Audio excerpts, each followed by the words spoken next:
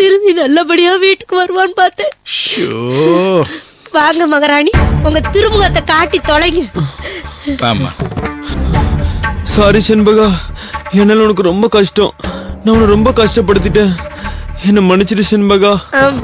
இவிய மட்டும்தான் சங்கடப்பட்டாவ, நாங்க எல்லாரும் ரொம்ப சந்தோஷப்பட்ட மாதிரி. எப்படி பேசுற மத்தியில?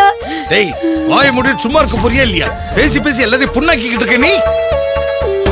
என்கிட்ட எதுக்கு மன்னிப்பு கேக்குற ஆகாஷ்? நீ பண்ண காரியத்தினால மாமாவுக்கும் அத்தைக்கும் எவ்வளவு சங்கடம் இருக்கும்னு யோசிச்சு பாத்தியா? நான் 3வது மனுஷி, ஆனா இவங்க உன்னை பெத்தவங்க. நீ பண்ண காரியத்தினால இவங்க எந்த அளவுக்கு பதறி போயிட்டாங்கன்னு உனக்கு தெரியுமா? முதல்ல இவங்க கிட்ட மன்னிப்பு கேளு. இனிமே இந்த மாதிரி பைத்தியக்காரத்தனமா நடந்துக்க மாட்டேன்னு இவங்க கிட்ட சொல்லு. எங்க எங்கன்னு உன்னைய தேடினதுக்கு வந்த உடனே என் பிள்ளைய அள வச்சுட்டியடி. அழாதப்பா. அண்ணாச்சி, நீங்க பிள்ளைகிட்ட பேசிட்டு இருங்க, நான் வெளியில இருக்கேன். செண்பகா,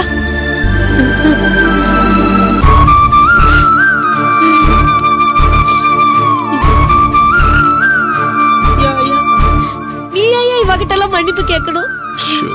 அப்படி பார்த்தா உன்னை கை நீட்டி அடிச்சதுக்கு அவதான் உங்ககிட்ட மன்னிப்பு கேட்கணும். ஆம்பளை பையன் போய் ஒரு பொட்டச்சிட்ட போய் மன்னிப்பு கேட்கலாமா?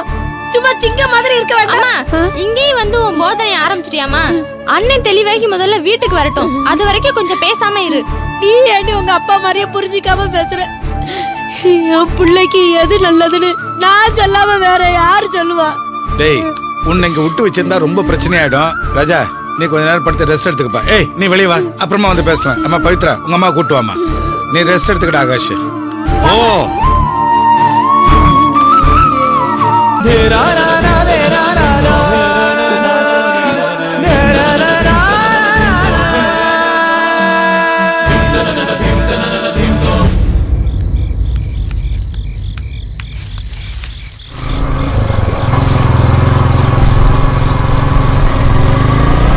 ஹாய் பியூல்.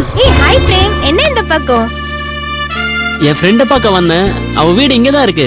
நேத்து அவனுக்கு பர்த்டே ட்ரீட் வைக்கிறேன்னு சொல்லியிருந்தான். நேத்து எனக்கு கொஞ்சம் ஒர்க் இருந்ததுனால வர முடியல, அதான் இன்னைக்கு பார்த்து விஷ் பண்ணிட்டு போலாமேன்னு வந்தேன். அப்புறம் வாட்ஸ்அப். Nothing so special. ஆர்த்திக்கு உடம்பு சரியில்லை, அதான் பிரெட் வாங்க வந்தேன். அவ இன்னும் ரொம்ப அப்செட்டாவே இருக்கா. நைட் ஆனா சரியா தூங்கவே மாட்டேங்கிறா பிரேம். செண்பகா வேற ஹாஸ்டல் இல்லையா, நான் மட்டும்தான் அவ கூடயே இருக்கேன். அவ நைட் ஆனா பயங்கரமா கத்த ஆரம்பிச்சிடறா. அவ கத்துற கத்துல நான் எங்க பயந்துருவேன்னு சொல்லிட்டு சாரு மேம் வந்து செல்வி அக்காவை எங்க கூடயே படுக்க வச்சிடறாங்க. செண்பகா உடனே எனக்கு ஞாபகம் வருது. செண்பகா மார்னிங் எனக்கு கால் பண்ணிருந்தாங்க, ஏதோ ஹெல்ப் வேணும்னு சொல்லி கேட்டிருந்தாங்க. நான் உங்க ஆபீஸ் பக்கத்துல இருக்க கிளைண்ட பக்கம் தான் வரேன்னு சொல்லியிருந்தேன். சரி, அப்படியே போய் செண்பகா ஸ்ட்ரைட்டா போய் பார்த்துட்டு வந்துட்டேன். அப்பதான் சொன்னாங்க செண்பகாவோட அம்மா செண்பகாவை ஏதோ சண்டை போட்டு ஹாஸ்டல்ல இருந்து கூட்டு வந்துட்டேன் அப்படின்னு சொல்லிட்டு. அதான் எனக்கு ஒரு நல்ல ஹாஸ்டல் இருந்தா பார்த்து சொல்லுங்கன்னு சொன்னாங்க. பிரேம், நீ என்ன பரமாத்மாவா? யார் ஹெல்ப் கேட்டாலும் பண்றதுக்கு? சரி, லேடிஸ் ஹாஸ்டலுக்கு உனக்கு என்ன சம்பந்தம்? அவையே உங்ககிட்ட வந்து ஹெல்ப் கேட்கணும்? இதே கேள்வியை தான் நானும் செண்பகா கிட்ட கேட்டேன். நீங்க என்கிட்ட கேட்கறதோட பியூலா கிட்ட கேட்டிருக்கலாமே. பியூலாவே இந்த ஹெல்ப் உங்களுக்கு பண்ணிருப்பாங்களே அப்படின்னு சொன்னேன். அவங்களுக்கு உங்ககிட்ட நேரா கேட்க ரொம்ப கஷ்டமா இருந்துச்சு போல, அதான் என்கிட்ட கேட்டிருந்தாங்க. எனக்கும் லேடிஸ் ஹாஸ்டல் பத்தில எதுவும் தெரியாதுனாலும் செண்பகாக்காக பார்த்து தரேன்னு சொல்லியிருக்கேன். வர வர வக்கீல் மாதிரி சின்ன சின்ன கேசஸ் கூட பிரமாதமா டீல் பண்ண ஆரம்பிச்சிட்ட. இதுல என்ன இருக்கு? அவங்க கேட்டதுக்கு நான் பதில் சொன்னேன், அவ்வளவுதான். இதுல என்னோட கைராசி எதுவுமே கிடையாது. அக்மார்க் முத்திரையிட்ட உண்மை, உண்மையை தவிர வேற எதுவும் இல்லை. பியூல்,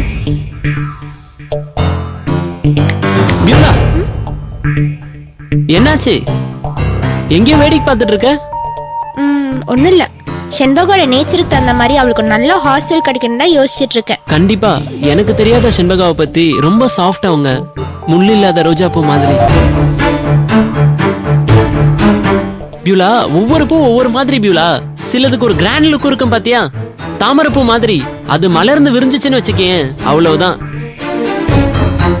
அந்த இடமே சும்மா அப்படியே ஜெகஜோதியா இருக்கும். நீ சிரிச்சா அந்த இடத்துக்கே ஒரு பிரகாசம் வரும் பாத்தியா? அந்த மாதிரி. அது கூம்பி போச்சுன்னு வச்சுக்கேன், அந்த இடமே இருட்டாயிடும். பியூலா, இப்ப நீ முகத்தை வச்சிட்டு இருக்க பாத்தியா? அந்த மாதிரி. பாரு, சுத்தி ஒரே இருட்டா இருக்கு. சரி பியூலா, நான் கிளம்புறேன். Okay, catch you later. Bye by.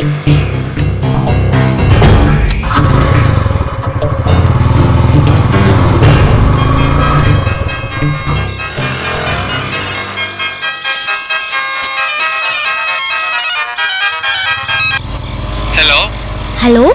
Hi sweeter, how are you?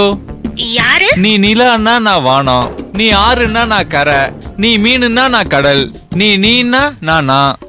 Sorry, நான் யாருன்னு தெரியாம நீங்க ராங்கா டயல் பண்ணிட்டீங்கன்னு நினைக்கிறேன். பியூலா குட்டி, நீ யாருன்னு எனக்கு தெளிவா தெரியும் கண்ணு. நீதானே எந்தன் பொன் வசந்தம், புதுராஜ வாழ்க்கை நாளை உன் சொந்தம். உன்னை காதலிக்கிறதுக்காகவே இந்த பொறுப்பு எடுத்திருக்கேன்னு நினைக்கிற அளவுக்கு உன்னை சின்சியரா லவ் பண்றேன். புரியுதா? ஓ, அப்ப யாருன்னு சொல்லுங்க. யார் என்னன்னு சொன்னாதானே ஃபர்தரா பேசுறதுக்கு வசதியா இருக்கும். சொல்ல மாட்டேனே, அதை இப்ப சொல்லவே மாட்டேன். சொல்ல வேண்டிய நேரத்துல கரெக்டா சொல்லுவேன். பட் அது வரைக்கும் அப்பப்ப உங்ககிட்ட இந்த மாதிரி பேசிட்டே இருப்பேன். சரியா செல்லம்? இடியட், லூசாடா நீ, தொலைச்சு போடுவ ராஸ்கல். திட்டுனாலும் பேசுவேன்.